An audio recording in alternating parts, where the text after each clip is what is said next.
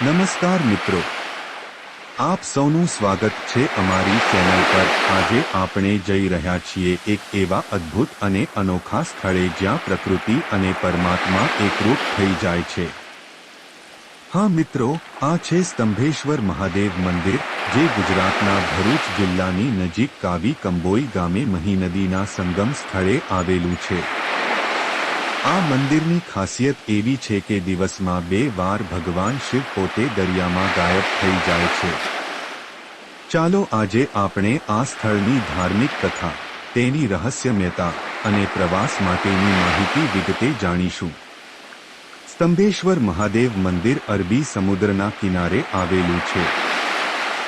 ભરૂચથી આશરે 75 થી 80 કિલોમીટર દૂર જંબુસર તાલુકાના કાવી કંબોઈ ગામ પાસે મહી નદીના સંગમ સ્થળે આ મંદિર દરિયાના કિનારે એક ટાપુ જેવા સ્થાન પર બનેલું છે અને ત્યાં પહોંચતા પહેલા તમને નાના રસ્તાઓ, ખેતરો અને દરિયાની સુગંધથી ભરેલો પવન મળશે। પ્રથમ નજરે તમે વિચારશો, આ તો સાદું નાનું મંદિર લાગે છે। પરંતુ મિત્રો, જ્યારે ભરતી, હાઈ ટાઇડ આવે છે ત્યારે આખું મંદિર પાણીમાં સમાઈ જાય છે। અને જ્યારે લો ટાઇડ આવે છે ત્યારે મંદિર ફરી બહાર આવે છે। એવું લાગે છે કે ભગવાન શિવ દરિયાની લહેરો સાથે લૂકા છુપાઈ રમે છે।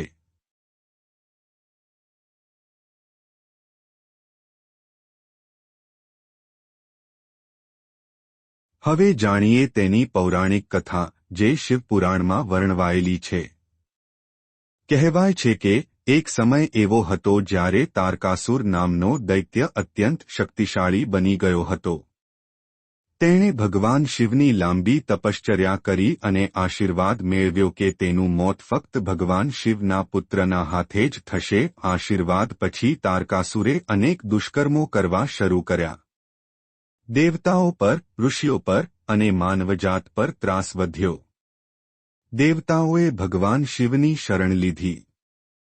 ત્યારે ભગવાન શિવ અને પાર્વતીજીના પુત્ર કાર્તિકેય, જેને મુરુગન અથવા સ્કંદ પણ કહેવામાં આવે છે, જન્મ્યા। કાર્તિકેય યુદ્ધ કરીને તારકાસુરનો સંહાર કર્યો। પરંતુ યુદ્ધ પછી કાર્તિકેયને મનમાં ખેદ થયો, કારણ કે તે એક મહાન ભક્તનો વિનાશ કરી ચૂક્યા હતા। પ્રાયશ્ચિત રૂપે તેમણે અહીં એક શિવલિંગ સ્થાપિત કર્યું અને ભગવાન શિવ પોતે પ્રગટ થઈ કહ્યું, આ સ્થાનથી લોકોના પાપ ધોવાઈ જશે। ત્યારથી આ સ્થાનનું નામ પડ્યું સ્તંભેશ્વર મહાદેવ, એટલે કે સ્તંભો પર સ્થિત ઈશ્વર।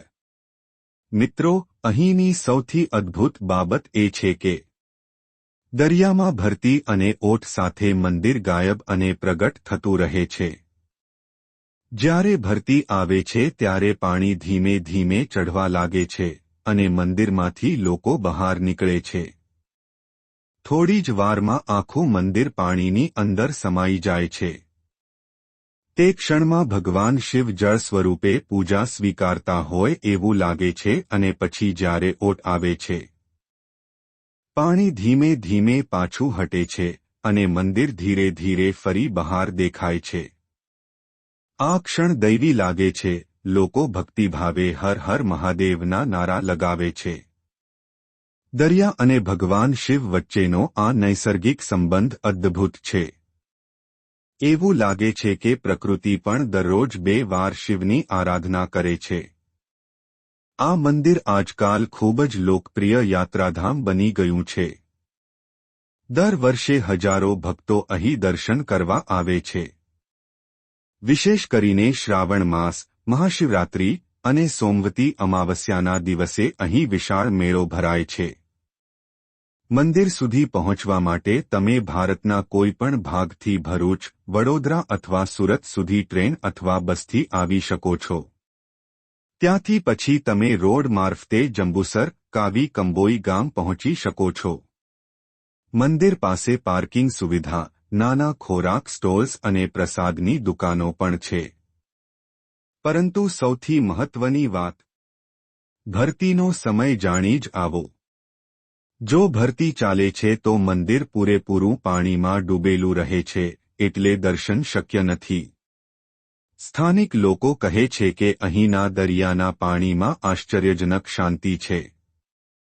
ઘણા ભક્તો માને છે કે જે કોઈ અહીં સત્યભાવથી પ્રાર્થના કરે છે તેના બધા દુઃખ અને પાપ ધોઈ જાય છે.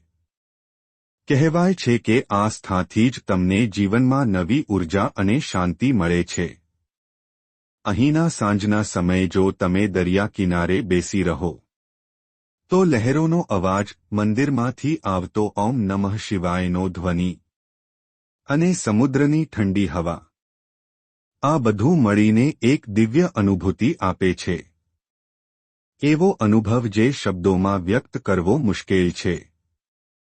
મિત્રો, સ્તંભેશ્વર મહાદેવ માત્ર એક મંદિર નથી, તે પ્રકૃતિ અને પરમાત્માના અવિનાશી સંબંધનું જીવંત ઉદાહરણ છે.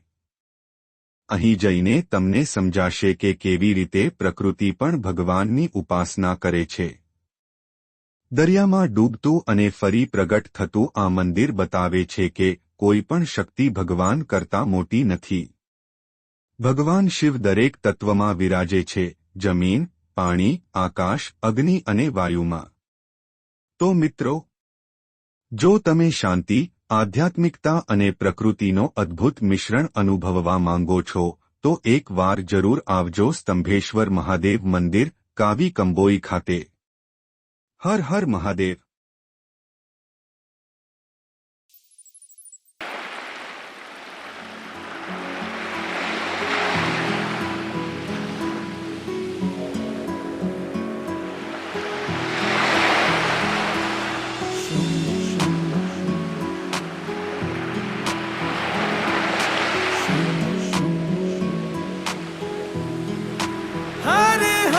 शंभु शंभु शंभु महादेवा शंभु शंभु शंभु महादेव शंभु शंभु शंभु महादेवा शंभु शंभु शंभु महादेव शंभु शंभु शंभु महादेवा शंभु शंभु शंभु महादेव कर्पूरगौरं करुणावतारं संसार सारं भुजगेन्द्रहारं सदा वसन्तं हृदयारविन्दे भवं भवानी सहितं नमामि.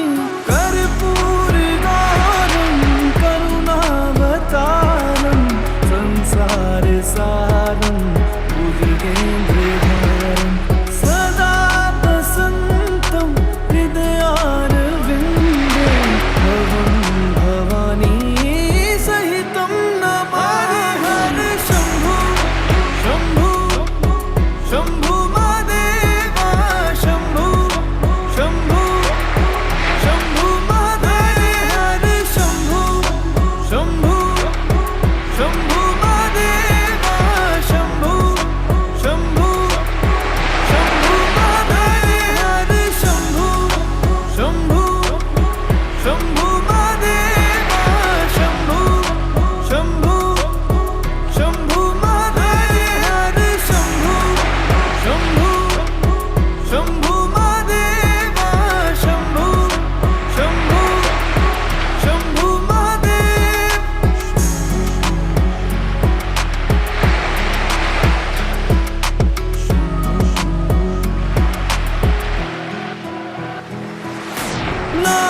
नागेन्द्रहारा त्रिलोचनाय भस्मांगरगाय माहेश्वराय नित्याशुद्धाय दिगंबराय तस्मै नकाराय नमः शिवाय. नागेन्द्रहारा त्रिलोचनाय भस्मांगरगाय माहेश्वराय नित्याशुद्धाय दिगंबराय तस्मै नकाराय नमः शिवाय. हर हर शंभु शंभु शंभु महादेवा शंभु शंभु शंभु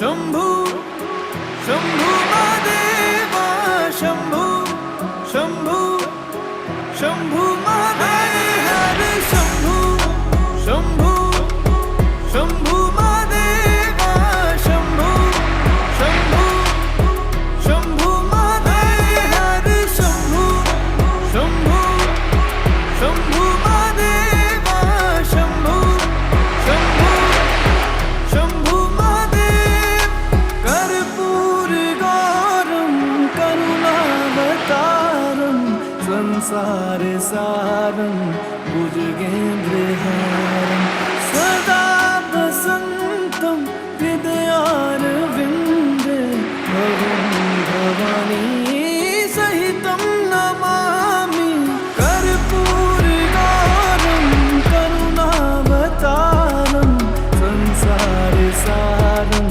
भुजगेन्द्रहारम्